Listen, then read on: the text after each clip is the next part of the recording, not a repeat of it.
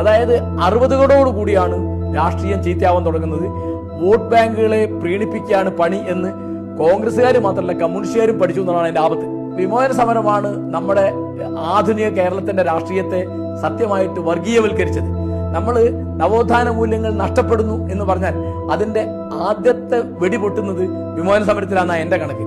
എനിക്കുള്ള ഒരു പ്രശ്നാധിഷ്ഠിത ബന്ധം എല്ലാവരുമായിട്ട്. ഒരു കാര്യം കോൺഗ്രസ്സുകാർ നല്ല ചെയ്താൽ നല്ലതാന്ന് പറയാം, കോൺഗ്രസ്സുകാർ വെച്ച കാര്യം കോൺഗ്രസ് ആണ് എന്നുള്ളത് കൊണ്ട് അതിനെപ്പറ്റി നല്ലത് പറയല്ല, അവരെ വിമർശിക്കാം. ഒരു ഉദാഹരണം മലപ്പുറം ജില്ലാ രൂപീകരണം, ഞാൻ അതിനെ വളരെ അനുകൂലിച്ചിരുന്ന ഒരാളാണ്. എന്റെ കാരണം വെച്ചാൽ അതൊരു പ്രദേശത്തിന്റെ വികസനമായിട്ട് ബന്ധപ്പെട്ട, അല്ലാതെ അത് ലീഗുകാര് അവകാശപ്പെട്ട മാതിരി അത് ഇന്ത്യൻ മുസ്ലിമിന്റെ അഭിമാനമല്ല, അന്നത്തെ ജനസംഘക്കാരെ ആക്ഷേപിച്ച മാതിരി അതൊരു വർഗീയ പ്രശ്നമല്ല.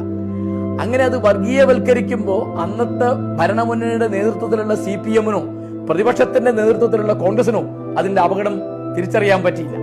ഈ തരത്തിലാണ് ഇവിടെ കാര്യങ്ങൾ പോകുന്നത്. അപ്പോ നമ്മുടെ ബന്ധങ്ങളും നമ്മുടെ നിരീക്ഷണങ്ങളും നമ്മുടെ വിലയിരുത്തലുകളും മുഴുവൻ പ്രശ്നാധിഷ്ഠിതമാവുമെന്ന് വെച്ചാൽ നമുക്ക് നമ്മളോട് സത്യസന്ധമായി പെരുമാറാൻ പറ്റും.